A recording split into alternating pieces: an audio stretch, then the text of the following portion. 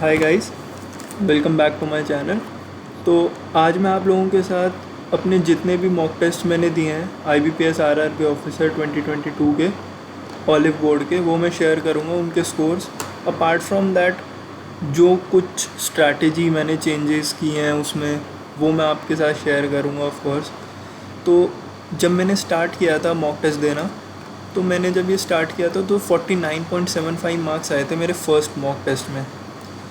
तो what I felt was okay, क्योंकि जब मैंने ये परसेंटाइल चेक की थी तो अराउंड 85 परसेंटाइल आ रही थी। Of course it is not the best, but as a beginner of course it was good for me. But मैं एक चीज़ गलत कर रहा था, मैं अपनी स्ट्रैटेजी प्रॉपर नहीं कर रहा था। मेन प्रॉब्लम ये था कि मेरी रीजनिंग थोड़ी ज़्यादा बेटर है एज़ कम्पेयर टू क्वांट्स। तो अगर आप देखेंगे मेरे स्कोर पहले 49.75 आए, फिर वो 47.50 हो गए, फिर एकदम गिर के 39.75 भी हो गया एक टाइम पे। फिर मैंने उसे फिर से ट्राई किया इम्प्रूव करने का, फिर मैंने उसे फिर 49.75 लाया। बट अगेन 6 मॉक टेस्ट तक तो मुझे ऐसा था कि मुझे समझ ही नहीं आ रहा था कि what I was doing wrong. Then I analyzed everything properly.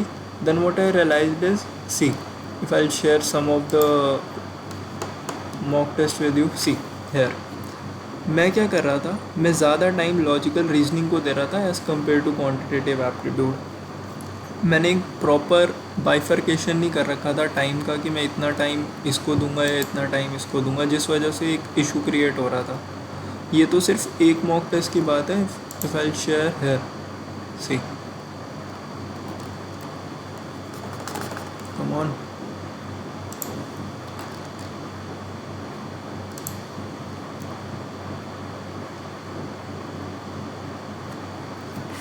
See here.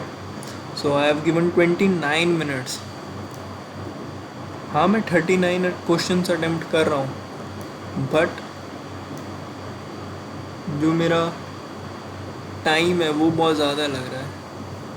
तो इस वजह से मैंने इस चीज़ को चेंज करने के लिए क्या किया कि मैंने फ़र्स्ट ऑफ़ ऑल ये चेक किया कि मैं क्या गलत कर रहा हूँ। तो फर्स्ट ऑफ़ ऑल जो निकल के आया वो था एक्यूरेसी। अगर आप देखेंगे यहाँ मेरी एक्यूरेसी हर जगह ही कहीं भी 100% नहीं थी।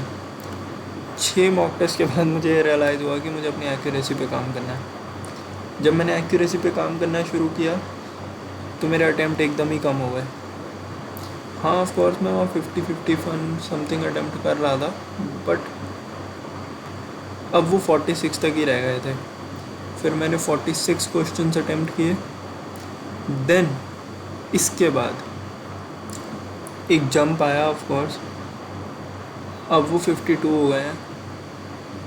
अब मैं आपको ये शेयर करना चाहता हूँ कि मैं कैसे चेंजेस लेकर आया। अब यहाँ आप देखो, मैंने 25 मिनट के करीब रीजनिंग को दिए और 19-20 मिनट के करीब मैंने क्वांटिटेटिव एप्टीट्यूड को दी। यहाँ मैं और दे सकता था और हो सकता है कि मैं शायद ज़्यादा अटेम्प्ट भी कर लेता, मगर ऑफ कोर्स जब मैं अपनी स्ट्रैटेजी चेंज कर रहा हूँ तो it will take some time. और अगर हो सकता है कि अगर आपको लगे कि अगर आपकी कोई स्ट्रैटेजी वर्क नहीं कर रही है तो try to change your strategy. Of course it will take a little time and you will not get what you are expecting of yourself. For example, I was not expecting this percentile 57.1. Of course I'm not that happy, but the thing is अगर जब मैं strategy change करता हूँ तो मुझे changes पता लगते हैं, मैं क्या बेटर कर सकता हूँ मुझे ये पता लगता है। तो what I am trying to say is, अगर आपको लगता है कि आपकी स्ट्रैटेजी चेंज करने से you are getting good marks, so do it. Because mock test एक ऐसी चीज़ है जहाँ पर हम एनालाइज कर सकते हैं, क्योंकि ये एग्ज़ाम नहीं है। एग्ज़ाम में you can't do this and that, you can't do changes.